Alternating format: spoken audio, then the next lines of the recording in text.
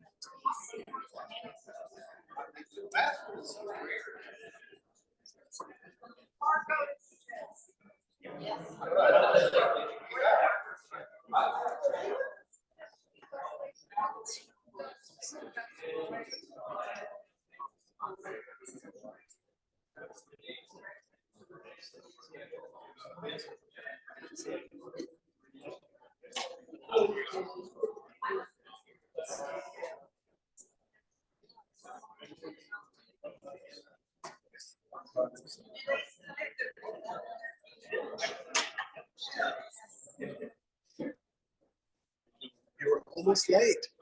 Happy New Year. John said you were here. Yeah. Okay.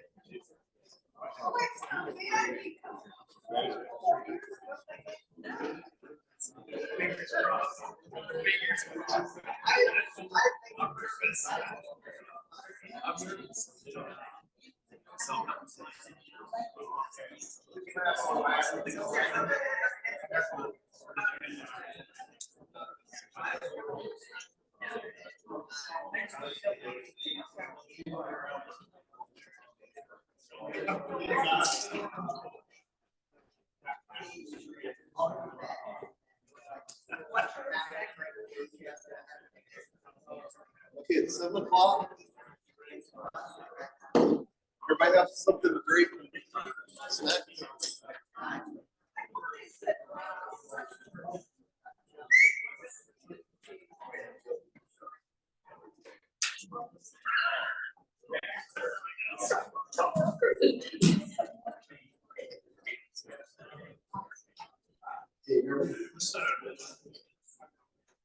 It's 7 o'clock. So let's get started. Good crowd tonight. I think I've counted about 37. Five a good turnout. We put 42 chairs around the table, so if we need more, let us know. First on the agenda, Happy New Year to everyone. Thank you for everybody coming out. First on our agenda is Pledge of Allegiance. So we'll stand. I pledge allegiance to the flag of the United States of America, to the republic which stands one nation under God, indivisible, with liberty and justice for all.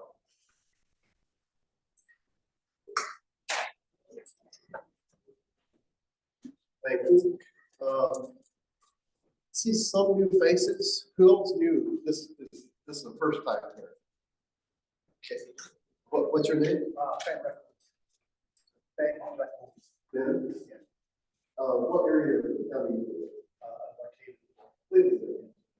Yeah. And what's that your? My name is James Laker.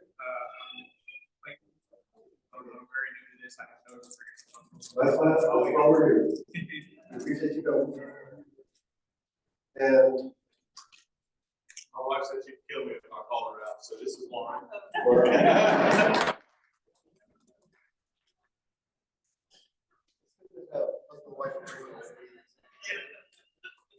And I see a couple of people from other counties are here. Wake County. Yeah, you're a member. And we've got Terry. You came from Wilson County. Oh, I'm a member. Yeah, you're a member. Oh, yeah, you're members. Yeah. But you're from other I'm counties. out of county, yes. Thank you for coming the extra distance. So the next thing on our agenda is presentation by run on seasonal bedding, preparing for the spring. And it's already set up. I know Ron from, we were in the same fee school 2008, I guess. And he's gone the direction of commercial beekeepers. I don't know any, I'll let him tell you how many hives he runs. He's a new producer, queen producer. So if you live for queens, he's a good resource. And you know, if you need advice, he's great. And I know he helps a lot of people all over the county, especially in this area. Thank you, Al. It's so good to be here with you tonight. I'm always trying to learn new things. Here recently, I found out something that doesn't pertain to bees, but especially I'm trying to learn about bees. Do you know one of the most outstanding developers of this century was the erasable whiteboard? Yeah, I can't believe it is either. It's remarkable. Oh, I love this. Here it is. My question is, when does spring start for the beekeepers?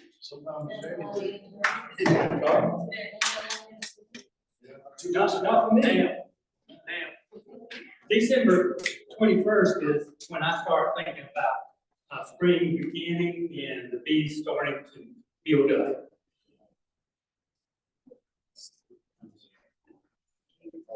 We didn't test that part. We didn't test that part.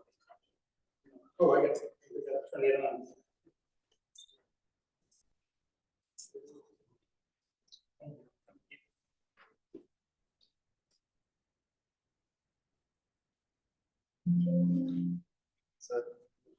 Listen. You hit space bar and I'll make it set. Ask you about it first. Oh.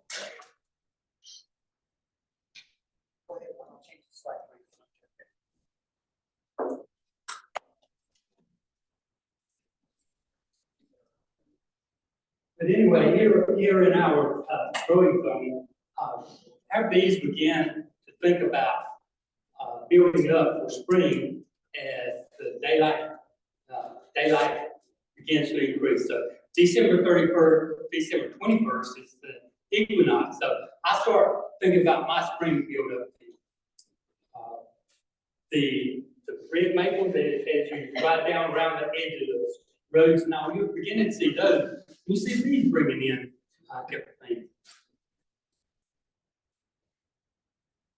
But start thinking about their bees survive. Go in there, a warm day, no activity at night. Is there have food? Do you have a large cluster that can sustain the cold weather that we've had here recently? We want to look at our objectives as we go into spring, as we develop our plan this time of year. Are we going to keep our hives for producing honey, or are we going to split them and increase our numbers this time of year? And if so, when are we going to do our splits, and how are we going to build up our cluster for the bees to produce honey? Did the bees survive, and how many frames of bees do we have in them? What kind of feeding are you going to do if you're going to build up your bee population for your honey production in spring? You see here already, I've taken a picture of that this spring. The red maple's out there, and they're beginning to bring in pollen, even on a 44-degree day with no wind and the sun shining in the front entrance. So pollen coming in. Bees aren't supposed to fly that early. But in certain situations where the food's close by, they're warm enough, they can get the wings to make the flight there and back, they will bring in pollen. We'll see that. This week, we're going to have a good couple of days, warm days that they can bring in the pollen. And that signals to start building up our brood. You have to decide whether you're going to feed dry sugar now, or you want to feed liquid, and what solution you use to build up your population. You know, I always hear in the fall, don't feed thin cereal. But when we start getting warmer days, I think that we can start using a thinner cereal to build up the population. And they need that when you set your time and go back 21 days or a month, when you want to get to that population building up at that point, then you need to start feeding them.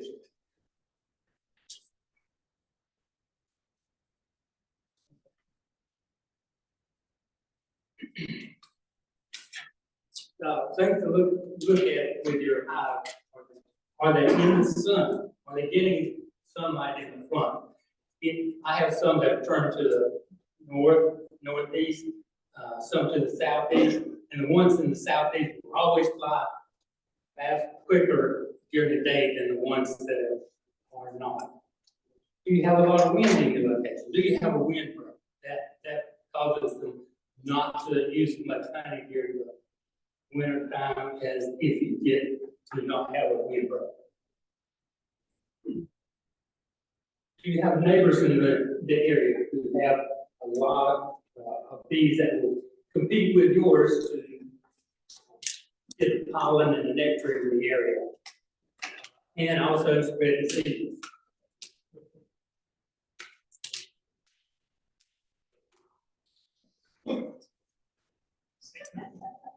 We're going to check some diseases early on. When are we going to check diseases in the spring? What kind of diseases do we have in the spring? We need to look for those. Do you know what the diseases are in the spring? Do they have room to expand as we go into the season? We need to keep them in the smallest area as we can, so they don't have to control such a large area. If you have one deep box or a couple of medium, and not have a whole stack of boxes in there for the bees to look at. They will do better and have more access to the food supply. How often do we check our bees in the springtime? A lot of people said don't open them up at below 50, 55 degrees. But a lot of times I will just tilt back and look in there and see about food supply, cluster size, what's going on in the hive. But don't be pulling out a lot of eggs and larvae of the brood during that period of time, because they will chill. But you can always check your cluster by looking in there. Do a frame count. How many bees do I have in there? Start thinking about, will I need to equalize my bees apart some point swarm? And here, activities. What activities can we participate in the spring as we develop our beekeeping skills? Of course, we're going to have a school here. We're going to have apiary days at apiary. You can always learn something from someone here for other apiaries when you go in and observe other people. I say there's no mandatory way to keep bees for every single person. You have to develop your own technique. It's science and art, I guess. Keep beekeeping. Your equipment. How many have been working on getting their equipment? Cleaning them up. Yeah, that's the important thing to do this time of year. When they start swarming, you don't have time. You've got to go ahead and get it done now. You don't have to go into bees at all right now, but get that equipment ready, cleaned up, new foundation and frames, whatever you need to do with that. And of course, this is showing them being frozen. You can get them out of the freezer now and probably start getting them cleaned up and ready. Ask if you find a warm day, you go in your hive a little bit, you find wax moths that have been on the edge, you probably know that your hive is getting a little bit weak or something. But wax moths are not going to kill your hive. They don't kill it. They're just a symptom of what's going on with that colony. They're either weak, grow up, cause disease, and they're not able to keep the moths out, or that there's way too much equipment on there for them to protect it. We're looking at swarms, not right now, but down the road. It's not far away. February, with any warm weather and this food supply coming in, you're going to start seeing some of your larger colonies really building up a drone population between springs and so forth. So go ahead and get your swarm boxes out by the end of February, I'd say, because last year they came early, and I think again this year with some warmer weather that we'll also see that we'll have a early swarm season. And that's another thing, when you look in there, if you've got one that's busting out seams, think about equalizing them, put in a frame of calf brood into the weaker ones and just slowing down those really, really large ones that's going to be at jeopardy of starvation if you go through several cold days, like 4 or 5 days. Because when you really start building up brood, and there's honey's in there, and then they'll hand them out. Whatever they're bringing in, they're brood with. So you get 4 or 5 a week of cold, rainy weather, even off that high. The largest ones are the ones that we do like that. Right. Think about preventing swarms by rotating, or another thing is move all your cluster into the bottom box if they're split. Don't take your bottom box and flip it up and leave a big space between the brood. That's a way to chill some, and they may not combine back together. So try to get them all in the bottom box, or be sure that they're still touching one another if you rotate your boxes.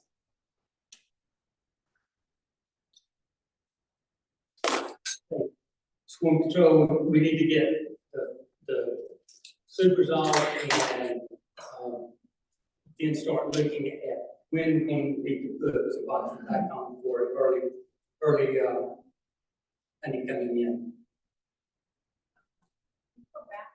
Sure. Please.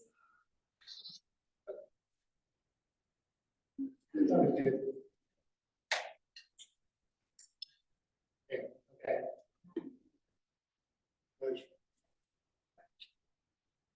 Oh, you want the one with the big stack? Yeah. Oh, the big stack? Yeah.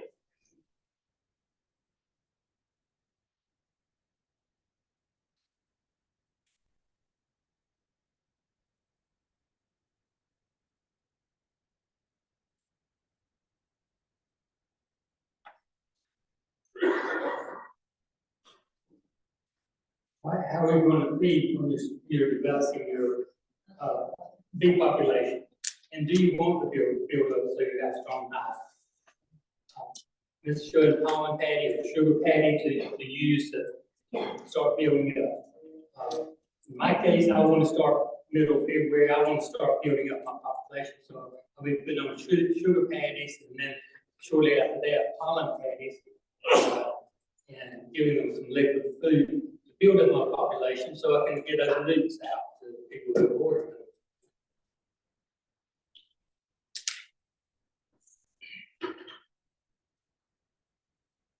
Okay, spring is a great time to think about what kind of treatment we're going to use for varroa. That dreaded word, varroa.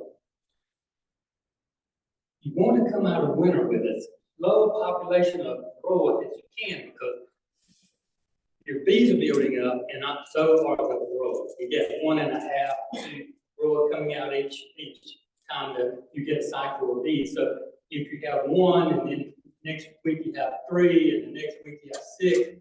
So we want to come out of spring with as low a population as possible. And you have more options in the spring of what you can use. Your temperature range and your honey supers are not on, so you have a much better selection of chemicals or varroa treatments that you can use. Also, it's not as expensive if you have 1 box rather than 2 boxes that's already built up. You don't need many strips or other things that you might choose to put in your hive to treat. So spring is a wonderful time to get them down. Here we see bee coming out. And are they diseased? Probably not to begin with in spring, but we always want to check to be sure that bees are healthy as they are hatching from the comb. You go in, you put one day, you pull out the frame, you want the bag wet for food supply around the upper edge, honey up on the outer edge, your pollen strip, your open, your eggs, larvae, brood, are they all healthy? Do they look good? Do you have drones in between the frames? That's an indication of you're beginning to go into swarm season, when you start getting drone brood between your frames. Also, when you pull them out, look at the drone brood immediately. You have roll-up that you can see running around under those cells, in those cells, as you open it up. If you do, then you know you're going to more than likely have some kind of roll-up problem during the season. Of course, your drones are males, and when you start seeing those, you can really start looking for swarms and 2 to 3 weeks later, because the males need the time to develop before they can mate adequately with a virgin queen. So when you start seeing drones on wing, then you can start suspecting that there's going to be some swarms out there, or that you can even start maybe cautiously dividing some hives and developing some queens. There's a lot of different methods where you don't have to graft for making queens. So small beekeepers, investigate that. Find a way that works for you to make an extra queen or two without having to graft. It is possible. Here last summer, I had a young intern from the state. She was out helping. She was learning to graft queens. And when do you want to do that? When do you want to have her? Commercial people do it very early, and sometimes the queens are not mated adequately. So later on in April, would probably get better success with mating with your queens, because we'll have a better drone population. But the first queens that come from commercial operators, a lot of times, are not adequately mated. So that's one reason we may have problems with the queens.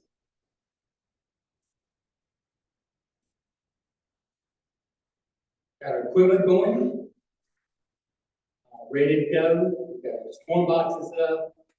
We're ready to feed. We're ready to evaluate our bees for swarms. If you have weak hives, you can always take those, and if they're not diseased, if they're just small cluster, and queen not adequate leg, then you can add those above colony and combine them. Yes. When you find that hive, why was it do? I'm sorry. Why was it Okay, newspaper so that it will combine slowly. It will chew through the paper and go down into they'll smell each other and not all of a sudden combine and find.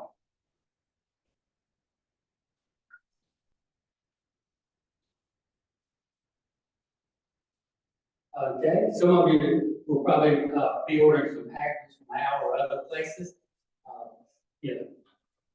Feeding for packages, these are very important if you don't have drone comb.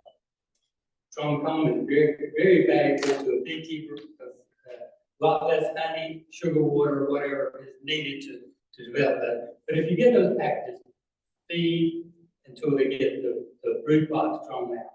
You really need to feed them thin, probably thin syrup is better, and be sure they continuously bring in pollen, which we normally in North Carolina, our area, we don't have a problem with pollen coming in, except maybe mid-summer, less there.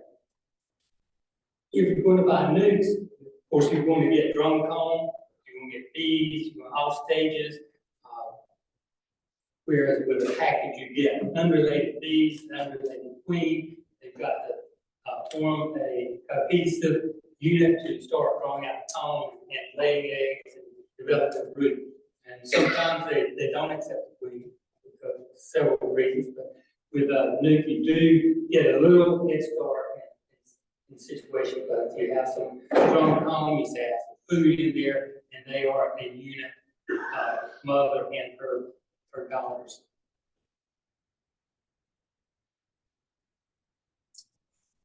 Okay.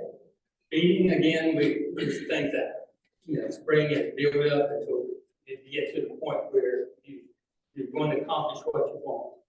They're big enough to start bringing in the main honey flow, which I think mine starts in April, and I get starting mine April, May, a little bit of June, but if you want to be prepared, you want large colonies, lots of bees, but not swarming when you get to the main honey. Remove some of your old frames at that time because you're going to be able to get more drone in spring, more of your foundation drawn out.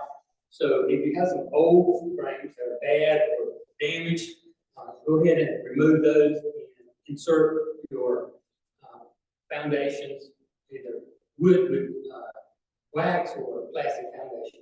And please, if you get plastic foundation, get you some wax from someone and go ahead and put a solid, big coat of wax on it. Even if they say it's double wax, if you put more wax on it, the bees will draw it and it'll be beneficial to your hive for drawing out the wax foundation. Of course, we have an adequate supply of pollen here normally, even in January from when they're able to fly. So pollen pad is not always necessary in our area. Sometimes it's a waste of money, but it will help them build up faster, especially days they can't get out and forage. See here, bees sharing their food. They feed one another, but also they'll giving signals of what if there's nectar out there, how good the nectar source is, how much sugar content, and so forth with that. Check your landing boards when you go out. Always observe your landing boards to see what's going on. See bees coming in, see the one here to the left, second bee to the left has pollen on their legs. And learn the pollen sources you have on the season is important to the beekeeper. Because we start getting red maple and willow and other things. And also, I don't know about you, but I cry when I see farmers going out to the fields and there's purple flowers out, weeds out in the field, and they start destroying those. That's always a good source of food for the bees. So, glad the farmers out there farming, but I hate to see them tear up that source of but learning the sources you have is important. Make notes of them so you know what's going to happen when. Here, you can find your queen evaluate, laying good, got good patterns. You have any drone brood spotted out in amongst your worker cells. If you do, then you need to start thinking about replacing that queen. That's one of the signs that you may be running out of sperm to be able to continue the hive productivity. And then we'll hope for everything to go right, that we've done everything right, and that we're going to get better swarms. We're going to collect that bumper crop of honey, and our bees are not going to be dying of disease or other things by the time we get to a dearth in summer. Okay. Right. You need to get your equipment up now for swarms. Better not to put them right in your apiary area, but it does work there just as well. Bees probably won't like to stay right in the area with others because of competition, but 100 yards, 200 yards away, quarter mile away would probably be better. We did catch one in the apiary this year from ours in the swarm box down here. And then be ready with your equipment. Don't wait till you get called for a swarm. have your equipment ready. You know, get your cardboard box, anything, and put it, fold it up, put it behind the seat of your truck, or your car, or something, and have it with you. So if you get a call, you don't have to go home. Because bees don't, swarms don't always stay in the same spot. They may have chosen a home already and just landed and rested. And you wait 2 hours, and they may be gone. So have your equipment with you.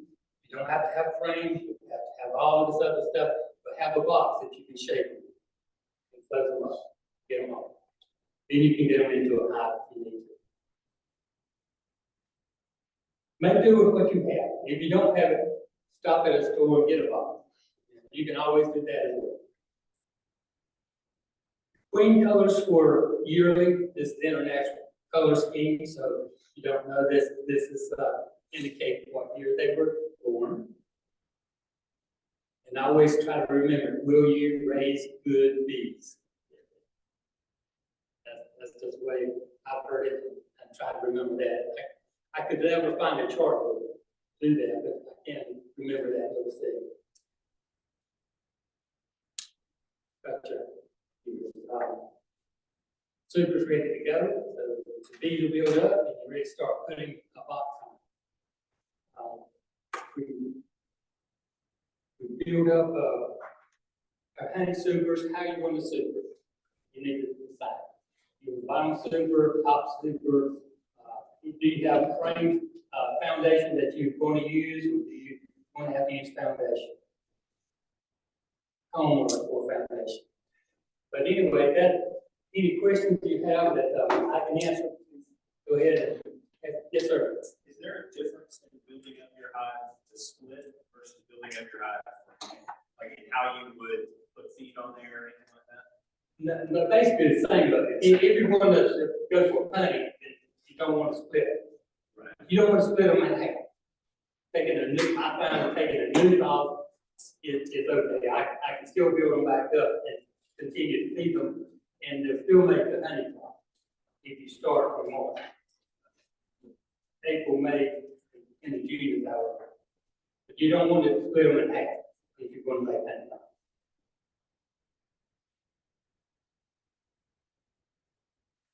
Anything else? That's my information. If you have questions, comments, if I can help you anyway, please let me know. I know several in here, I've been to their home and checked the fees with them, but yeah, I need to help somebody, because you can tell I'm getting a little older now, help somebody come on that's a younger generation to raise these and this.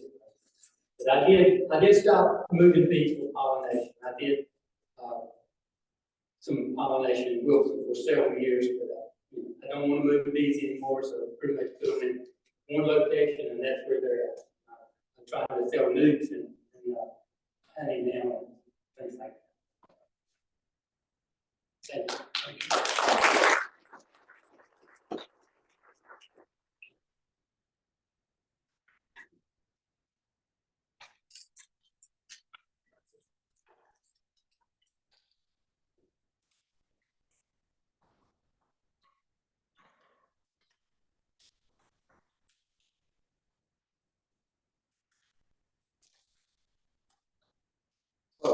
Next on the agenda, we're going to go through the announcements, just so everybody is aware. And if you have any questions about our B school set February 24th. Yes. Oh, I missed that. Sorry. Farm report. What's that? I do that every time too. It's my bifocals, I think. So there's a line pretty there. short farm report, in case anyone missed it. It's really freaking cold outside. So there's not a whole lot happening right now. Right now we're in the midst of beeting season. So if you're looking for any of our hardworking growers out there, you more than likely find them here. Just a quick note that on February 15th, if you ordered fruit and nut trees through our fruit and nut tree sale, that's when the pickup for those is. You should be receiving an email here in the next over the next couple days regarding, some information about how to plant those and how to care for them. So that's really all I've got to say tonight. So like I said, I'll keep it short and let y'all keep moving.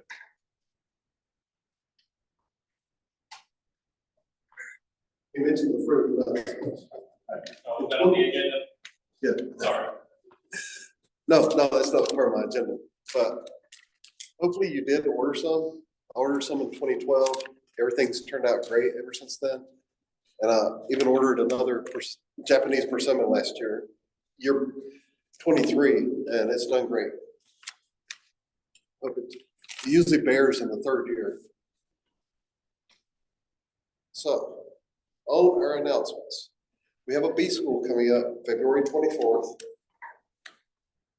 And if you have any friends that want to get into beekeeping, it's a beginner class. It's a one-day class. They can sign up online and bring family. They get discounts for the second and additional. It also gives, the price gives you membership to our club for 1 year. So I encourage people to take that class. It's really difficult to just jump into a topic of our hobby and not really be prepared. So the next one is that we're giving the Certified Beekeepers Test March 21st, right, at JCC. And I guess sort of a verbal agreement that if there's seats available, any of our members who want to get certified, you're welcome to show up 7 o'clock on that day at, it's called the Arboretum. It's the Arboretum, it's at JCC. And if you're looking for swarm, just keep driving by the arboretum. Just look at the trees. Oh. I ain't there. Oh, okay. So if we get swarm calls from up there, it's probably from. Can we go ahead and put a swarm trap up there? You might as well, somebody might as well go up because, first season, the first class, in the evening inspection, the girl says, look, there's bees in the tree. Well, it is January 22nd. And I'll say last year I had a swarm on January 30th. So it's getting that time. Hey.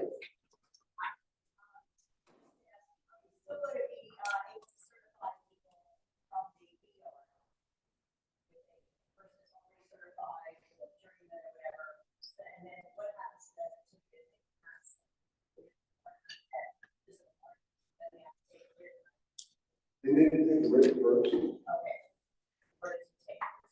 Yeah, and that's the state sort of tries to tell us how to do it. So it's sort of consistency. They need to be part of that. Yeah, because I need that number. And what I do is I type the grade into their system with the number. And then when I get the field exam, I patch it up and say submit, and their person takes it. And what I've been hearing is usually within a week, we submit it. I feel like through the week, people submit it, and then once a week, they check and see if there's any.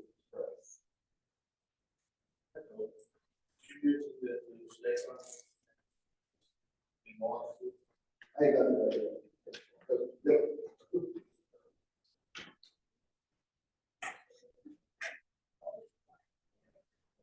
Okay. I'll go ahead and announce that. Let's see. What are the dates? 6th, 7th, 8th, 7th, 8th? 7th, 8th, 9th. March 7th, 8th, and 9th. The state is having their meeting in Newburgh. And from Forums, usually when I go down there, I get up like I work in Durham, so whenever I was driving up there, I get up at 5:30, leave by 6. So I was driving down to Newburgh. It's pretty much the same trip. I could be there by about 7:30. Then I drive back. It's an hour and a half drive to Forums. 70 is not bad to drive. You're a little further in Durham. Okay, I don't stay overnight. I have commitments in Forums every night, so. Where can we find more information on how much it costs? On the NCSBA, North Carolina Beekeepers.org. The cost of the convention is not that much. Cost of anything is gonna be the cost of a room. And if you're Always more expensive, I think the convention If you're a member, if you're not a member, they include another $15 to pay for it. And if you've ever been a member and then you work for a few years and rejoin, you need to, they can look your old number up. if you need it. Newburn's always a good place to go. I like that. And then Pinehurst, I think, in the summer. I went when they were last in Pinehurst. It was great. And we did stay the night then. So, and we're going to start including our bank balance for members. Currently, we have $9,584.71, which you can read down here handout. But that way, there's transparency with the money. Club speaking opportunities. We've had some requests, and we even got one more tonight. So it's not on here. If any of y'all are interested in speaking, Watkins Chapel Baptist Church needs somebody. There's a third grade class wanting a speaker for March 7th. Just let either me or John know. The Watkins Church, they got 40 to 50 kids. They're gonna want to do two groups, younger kids and older kids. And then after that, we do the initial speaking, about 45 minutes for each group. They would like to possibly later on this April. And I talked to Chris Mott at 5 counties to see if they might be willing to fill this out and use their acreage. This church is right between Zebulon and Middlesex. So it's almost on top of your acreage versus coming all the way down here to our acreage. So see if we can work something out, maybe do something jointly. Okay. And it's an opportunity if you do that, and then maybe go up and meet some people in 5 counties. They got a nice acreage. So really, where it says please see Al or John, it's really see John. I told him, oh, see John if you're interested in doing any of these opportunities. We're sort of splitting the president job. He's doing out of meeting stuff and I'm more in meeting. So let's see. And as soon as I figure out what that email was about the third opportunity, we'll let people know. I think it's the same day as this other third grade class. Okay. I think it's a different third grade class. Okay, March 7th. So also, I don't know how many people are certified right now. I mean, I don't put a C on your faces and all that. So once you're certified to go to the next level, if you're interested, become journeyman. Like Ron did tonight, a presentation. You can do a presentation and get used to speaking. And it takes a certain number of credits to get to the journeyman level. Plus, you've got to take a test. So if anybody's interested, yes, you can email any of the board members and we can get it to Terry Richards. She was sick tonight, or no, her husband was sick tonight. So she wasn't able to make it. So she's our presentation director. Okay, so for February, we've got Anya McGurk from 5 County. And she's gonna come talk about hive monitoring, covering some facts that she's learned from that. She's a retired scientist from SAS, and she has interesting graphs for monitoring of the program. So data, just numbers really isn't exciting. It's whenever you throw it into a graph and you see a trend, you can see trends or something. So that sounds like the type of person she is. March, we're currently still working on. For April, we're gonna have, like we did last year for April, we'll have a panel of experts for question and answers. It's kind of focused on questions new beekeepers would ask. So, I mean, even if you've kept bees for 5 years, you may still have questions. So if you can plan to attend, that's great. Okay, Greg, are you ready? Yeah. Okay. Jack, feel for your daycare report. And then I'll give you a picture. Okay? Okay. Where's the, oh, there you are. For the year, the board really not much more being that.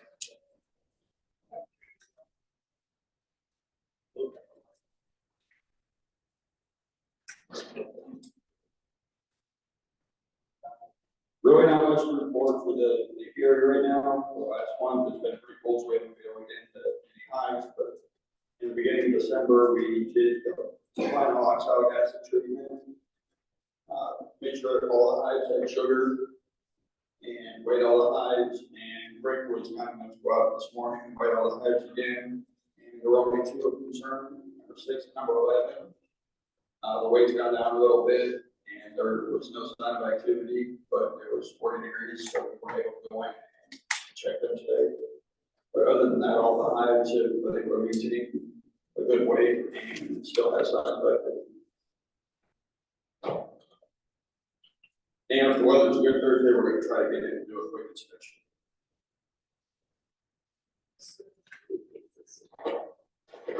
You mean this, Rick?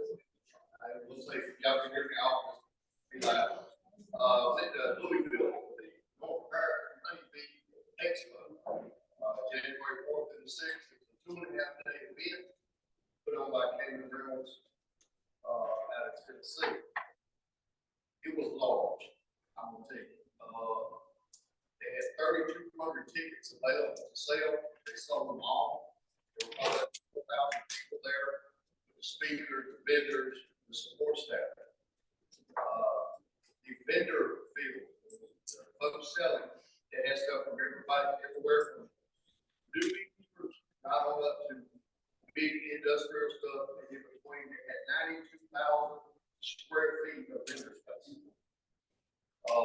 They had over 130 vendors in there.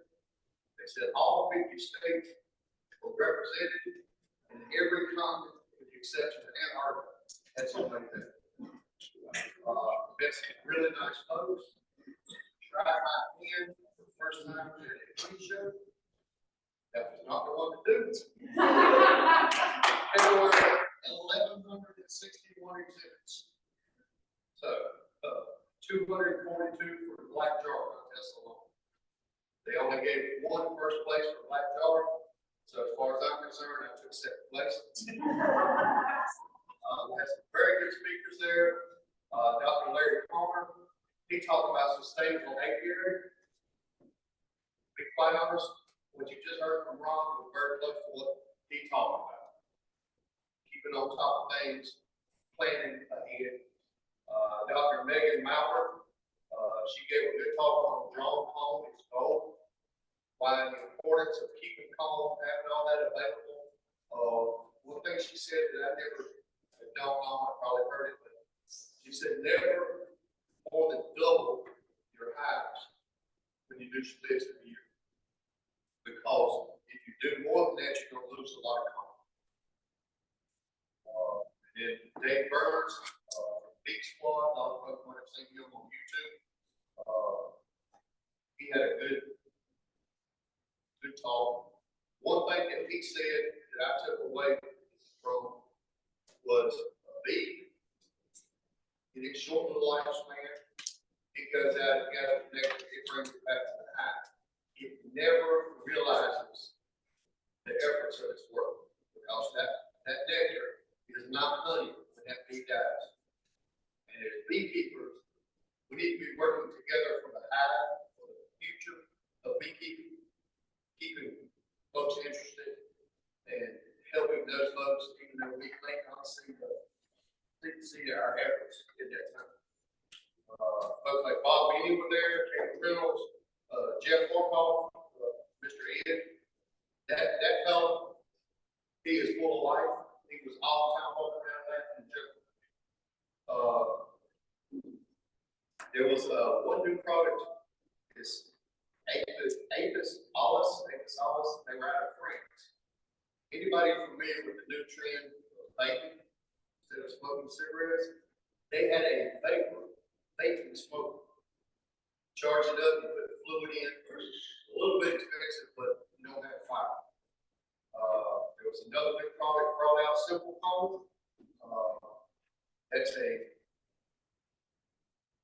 another way of making calm honey. And then there was a company called Easy Ox, or a product called Easy Ox was unveiled. The cool thing about that is it's 1 gram tablets, pre-measured, acylic acid for folks that use the one. You don't have to measure, you don't have to worry about spilling powder and all that kind of stuff. You just drop the pellet on there and stick it in. Greg Rogers talking about acylic acid extended release here in North Carolina, from North Carolina. One of the things that took away from that was he talked about rubbing up the inside of the hives so that the bees form propolis envelope in there.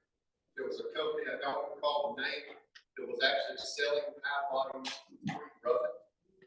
To me, it looked like somebody just taking the hive, hit it with a sandblaster. So, but it makes sense because they said it cuts down on disease. Said there was 500 gallons of coffee drink provided there free every day. There was 50 gallons of half and half. And there was enough honey there to make everybody brought money for the cost. If you're looking at a deal, that would have been the place to go. Some of it, but don't take your wife and live in this money. That's the way you do, let the kids out of the house.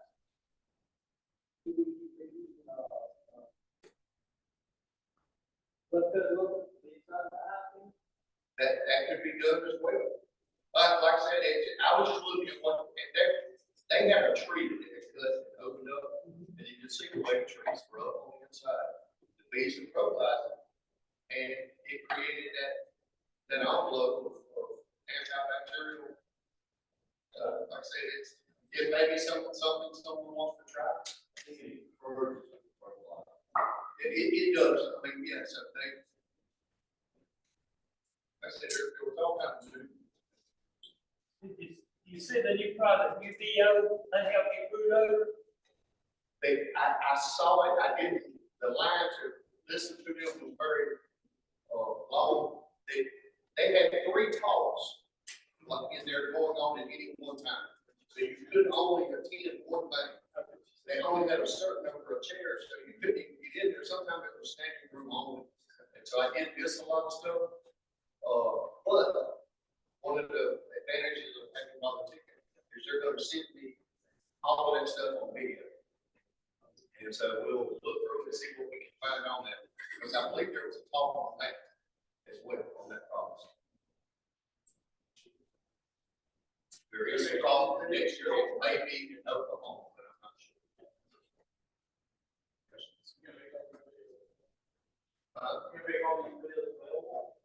I'll do what I can get. As long as y'all keep quiet.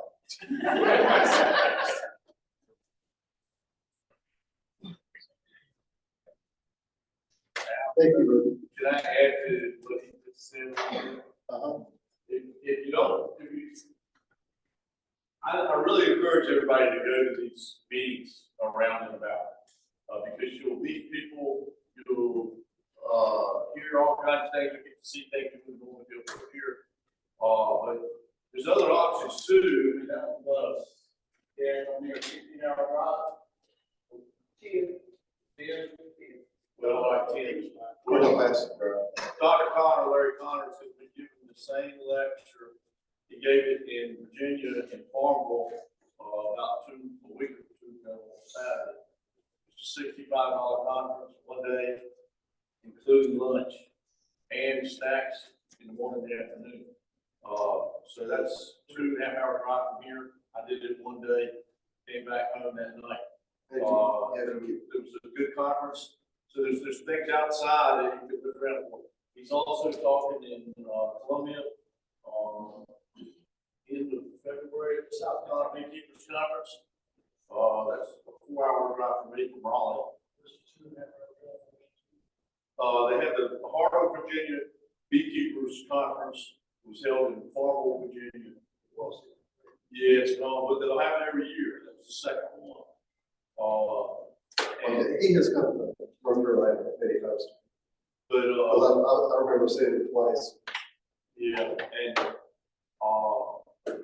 South Carolina conference is good. I've enjoyed it when I've been to. They put on a good show. And the other thing that's happening, I think, in coming up the week before the North Carolina conference is they're going to have a wine producing conference. It'll be the second one they've had in Wilkesboro. So they're interested in learning how to make mead and meet people to make mead and get to try some mead. And it's, you're going to see a lot of people that are doing it there that have been doing it for a while. They know what they're doing. They're going to talk about it and give a lot of pointers on it. It's pretty easy to make. I mean, you kind of get it going and kick it under the stairs and check it out once in a while.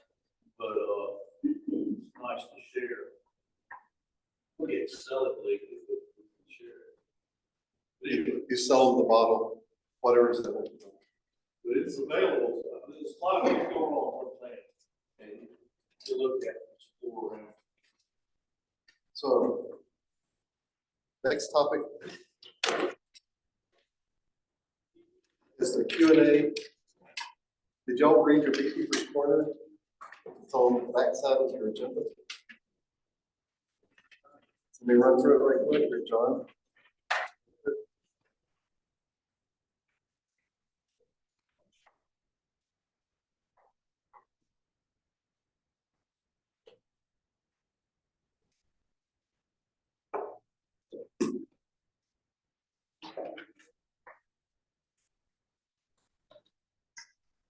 Okay, Did everybody get an agenda?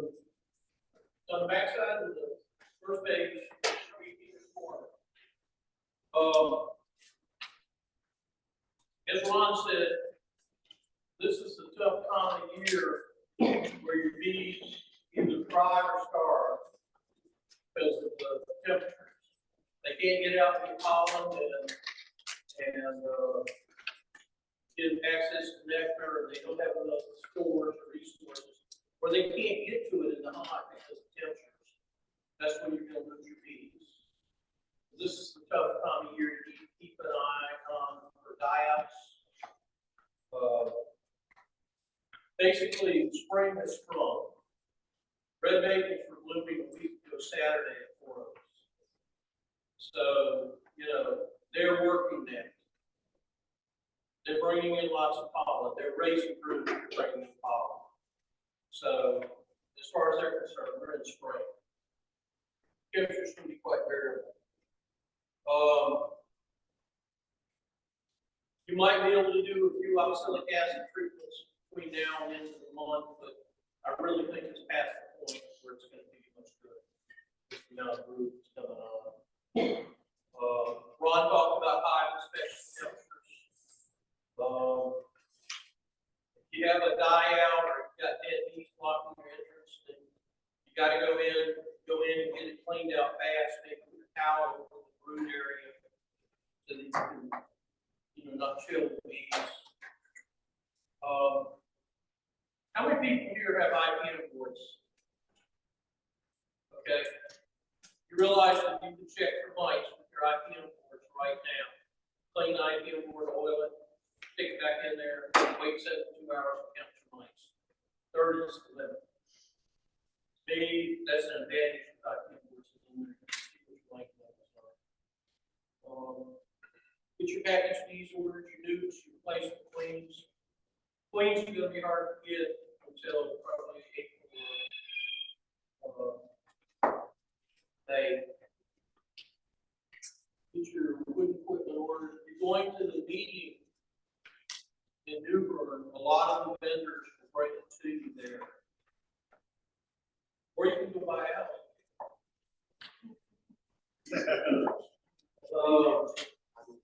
We're gonna have a field day on March 23rd. And, you're welcome to bring your equipment out with the building. And do it out back here. If there's an event in here, it'll be at the storage. Our storage building, if not, we'll move it in the parking lot in front of the storage building out there. We'll make sure that you're there. I have something to say about that. Last year, we only had like, what, 3 people?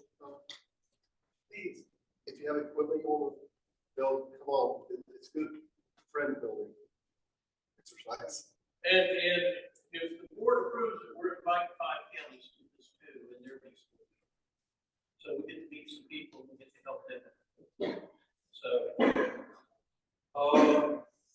Drift Watch.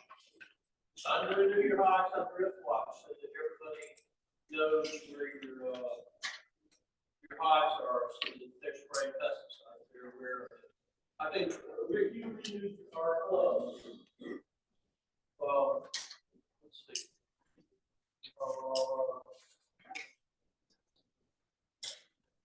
Did you all see the bank balance? That wasn't announced. Yeah. Okay. Maybe I didn't. Let's see. I had 2 Christmas ornaments given to me. Yeah, I don't do Christmas trees. I'm lazy. So if anybody's interested, 2 nice Christmas ornaments. First come, first served back. And I guess it's Phil next. Yes. Well, I'll introduce Phil. You drive a long way down from Robert. He's gathering up orders for stuff, and he's not making money on this. He's trying to get a bulk order so he can save money. So that's why we're kind of allowing. We try not to advertise just random things, but Phil's actually doing it at cost. So I'll let Phil talk. You need a microphone? Let me get a microphone.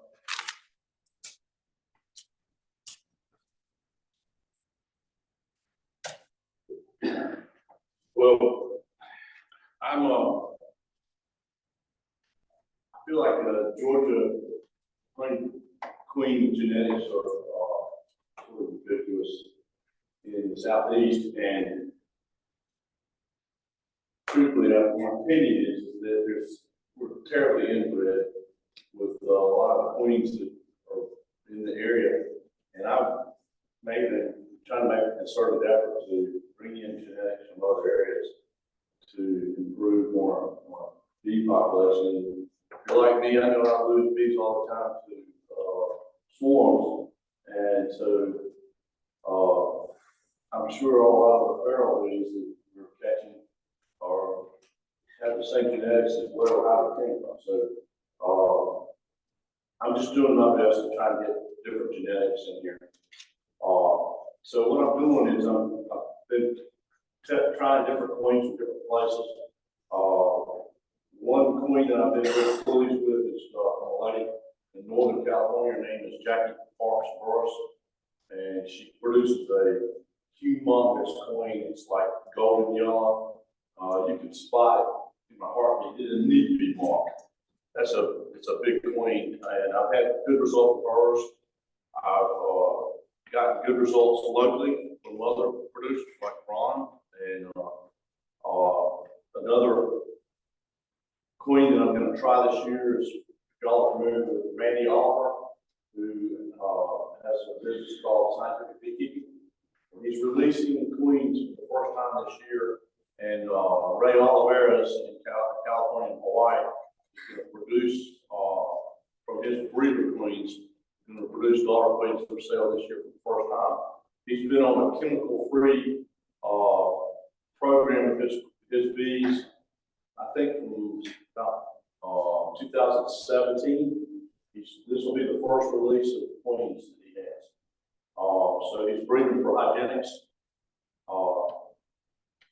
another, say it was another, I can't remember what I'm doing now. Those are the two main that I was, the Jackie Parks for us, Queens, and Randy Oliver. So I'm not making any money on this. I'm just, the goal for me is that if I want one queen, it's still from California, it's gonna cost me $75 to ship it here,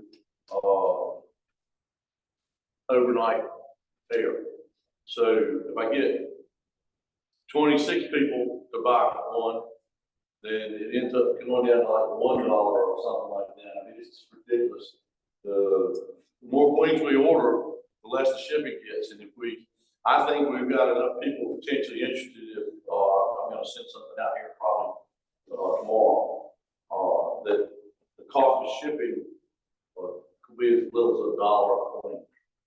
So these queens are gonna run in price from about $34.25 a piece plus $1 for shipping to maybe up to $37.75 plus maybe $1.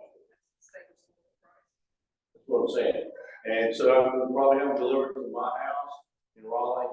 The only thing I ask is if you order queens, I mean, don't leave me trying to keep 100 pieces of queens alive until you get around to them. That's all I'm asking. You already know that the free date, because, I mean, I would hope they could do them all sooner. Oliver is in Sacramento, Yeah. and they're having snowstorms go through right now. So everything's gonna be weather dependent. They had a rough year last year. And it messed them up on getting things out. But my impression is they get their packages out first, and then they send their queens out. After that, I think probably the first potential date on getting queens from these people is gonna be about, the end of April. Weather permitting, and the sooner we get an order in. But I think,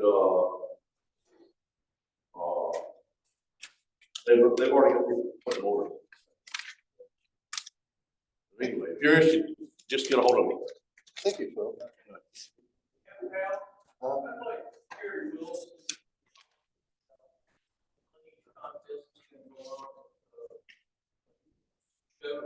Okay.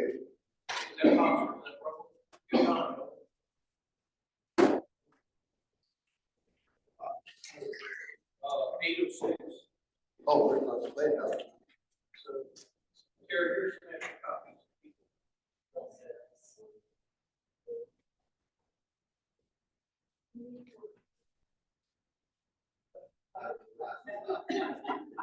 Yes, that was not, that's okay, this last Saturday, I'm gonna walk back this way. This last Saturday, I went to Sophia to, Bees Needs, because they were hosting it. And what I want to know by show of hands is how many's entered something, a bee product, into the county fair, into the state fair, into any type of contest like that. 1, 2, 3. That's it? 4. Okay. Okay, there's 5. Okay, all right. Did you win anything? All right, there's 2. Second place, yeah, John won, yes, by proxy. What this is the NCBS is trying to standardize these contests. And we're getting up with the American Honey Show, which is a Welsh derivative, to have standardized things. So you can look at this and say, oh, if I want to enter this, this is how I do it. Now, in March at the conference, we will have the NCSBA Artisan Show, okay, which is kind of an abbreviated one where we're looking at a lot of things, okay. In July, we will have a training, and that's what I would do. They will tell you, and I mean mean, they're explicit on how, if you want to enter honey, how to get it to the point so you will win first place. Does everybody? No. Oh, And there may be times, it's like, we had a mini show when I went, okay? And there was one category, and I don't remember what it was a fifth place, there was no fourth, no third, no second, no first. Because they go down this list and they say it's a plus or a minus, is it there or not there, right? And so if you enter the county fair and you win first, and you take it to the state, you'll have a very good chance of placing first at the state. Okay? Because I've seen some county fairs that there's 3 entries and they go first, second, and third place. Okay? Were they first, second, and third place winners? Don't know. But if you want to know how to enter anything, tell me. I think I learned there was things that I've been a beekeeper for about 10 years, and it's like, you did that? One guy was talking about he puts 4 jars in a cooler, rides around for at least a couple of weeks with his heater on. So all these little particles in the honey will filter up. Okay? And he has won lots of first ribbons. Yeah. So, got a couple of these. We talked about all sorts of things, how to polish your honey bars.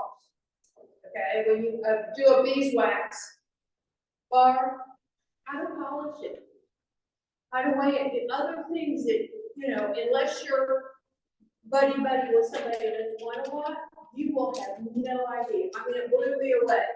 Okay, some of the things they did, I thought it was crazy. Okay, one guy filtered his honey 10 times. Okay, I don't know. So, but yeah, go to the March meeting. Even if you don't enter and the artisan one, go look at it. There are new categories that will, like, oh wow, because they've greatly expanded. And they're listed in this one, okay? So, go. Any questions? No? Okay. But go to the March meeting, go to the July meeting, take the training.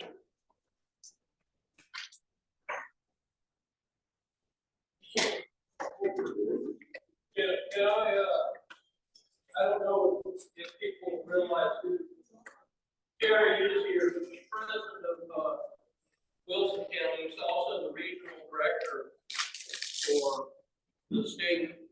You're the senior regional director for the Eastern North Carolina state. So.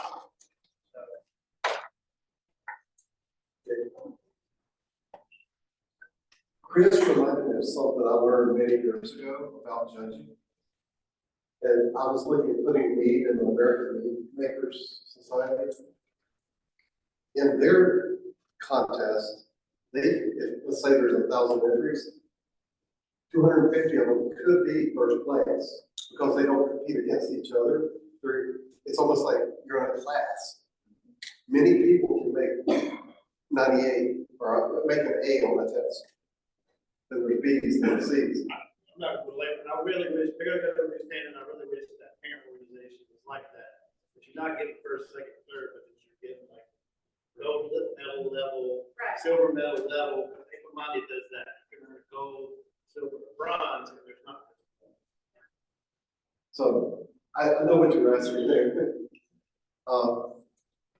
Because everybody should have their handout with the agenda. If you look on that, further back in it, we have a calendar. And as all of y'all know, it was a holiday last week, so while we're here this week. The people who didn't show up today, they might have forgot. Anyway. Or they got COVID. Oh, that camera's not on. We are zooming. So for February, apparently President's Day is not a holiday. So we'll be meeting on February 19th. Like I've already said, Anya McGurk will be here to cover the timeline, okay, and things she's learned from it. So, let's see, just go through this calendar. We put this calendar on every month. So if you see something you're interested in, like you want help with the master burner plant cell on April 13th, there's an opportunity. You look through here, see if there's things you would like to help the club with. Because over the evolution of this club, there's been a handful of people, handful being like 10 people, 10 or 12, who have kind of done a lot of the stuff. And we do understand if you have kids, you have to give them baseball and all that. We understand that totally. But we also understand that it helps you learn to speak. So as kids grow older, you get time, come out. It's always appreciated. I've always said there's never too many volunteers at a place. So, and if, let's say we had too many for Hammond, we could break it into 2-hour shifts instead of maybe 4-hour shifts. We can break it down so that everybody gets to participate. So it's your club. We'd like to see people participate and kind of guide the direction that we take the club with. Like John said, the calendar will be attached with every agenda. So every month. But this is yours, take home, look at your calendar, what you've got planned through the year, and maybe you're free one of the times. So, does anybody have anything? Well, I'll make a point about Beekeepers Corner and this calendar. These are punched, so if you would take Beekeepers Corner and put it in the notebook, and then you get into January next year or February next year, you want to look at what you're going to be doing. It's going to be right there. It's not going to change the whole lot. If I do that, so you can hold on to it. The calendar, I revised, and you'll see Rev 1, Rev 0, Rev 2. Every time there's a revision or an update, you'll be Rev.